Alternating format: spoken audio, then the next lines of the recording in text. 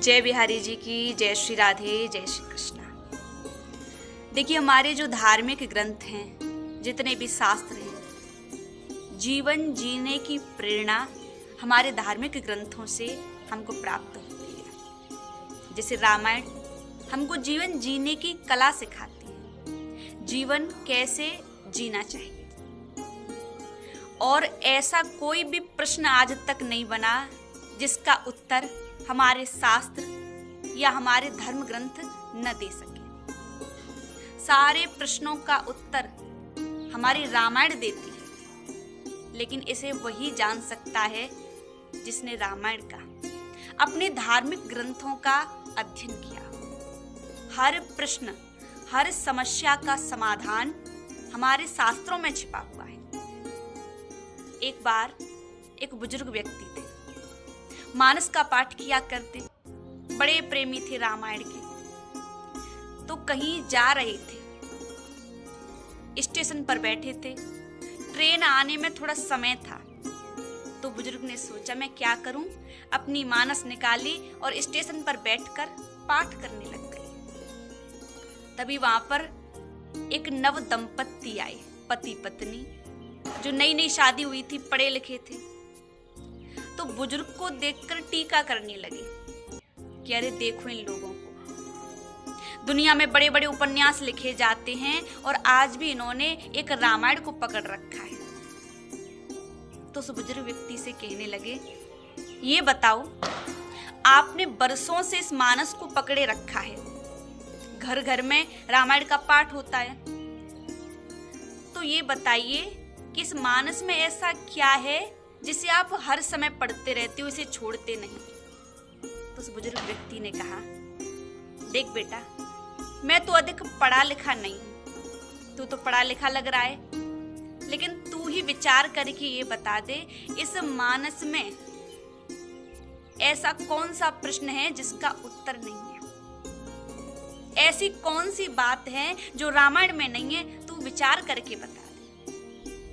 तो व्यक्ति कहने लगा, देखो, ये तो आपकी बौद्धिक दलीलें हैं, लेकिन मेरे हिसाब से आपको बड़े बड़े उपन्यास पढ़ने चाहिए। बस एक रामायण को लेके बैठे और बातें करते करते ट्रेन आ गई। जब ट्रेन आई तो वो बुजुर्ग व्यक्ति ट्रेन में चढ़ गया। बड़ी भीड़ थी ट्रेन में।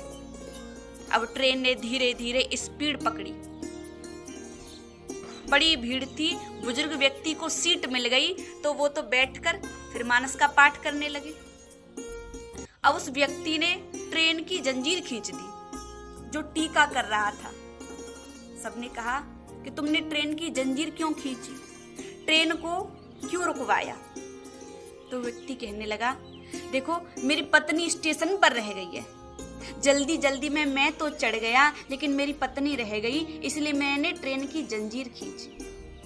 तब उस बुजुर्ग व्यक्ति ने कहा, बेटा, हाथ पकड़ लिया, बेटा एक बात बता, बुरा न माने तो, यदि तूने आज रामायण को पढ़ा होता, आज तूने रामचरितमानस का पाठ किया होता, या एक बार भी तूने मन से मानस का अध्ययन किया होता, तो आज तुझसे जो भूल हुई है वो नहीं होती। तेरे इस प्रश्न का उत्तर भी मानस में है। उसने कहा कि मेरे इस प्रश्न का उत्तर मानस में, इससे क्या संबंध, मेरी पत्नी स्टेशन पर रह गई, मैं ट्रेन में बैठ गया, इसका उत्तर रामायण कैसे दे रही है। तो उस बुजुर्ग व्यक्ति ने कहा, देख बेटा, रामायण कहती है कि कोई भी वाहन हो, पहले पत्नी को बिठाना चाहिए और बाद में पति को बैठना चाहिए। केवट प्रसंग में पहले प्रभु श्री राम ने माता जानकी को नाव में बिठाया और खुद बाद में चढ़े कि राम सखा तब नाव मंगाई, प्रिया चढ़ाई चढ़े रघुराई।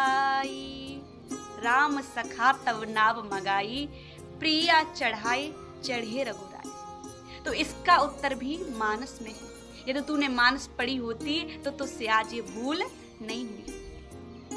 तो कहने का भाव ये है हमारे जितने भी प्रश्न हैं, जितनी भी समस्या हैं, उन सब का समाधान हमारे ग्रंथों में है। तो उनका अध्ययन कीजिए और अपने जीवन को सद्मार्ग की तरफ धीरे धीरे करके ले चलिए। जय बिहारी जी की, जय श्री राधे, जय श्री कृष्ण।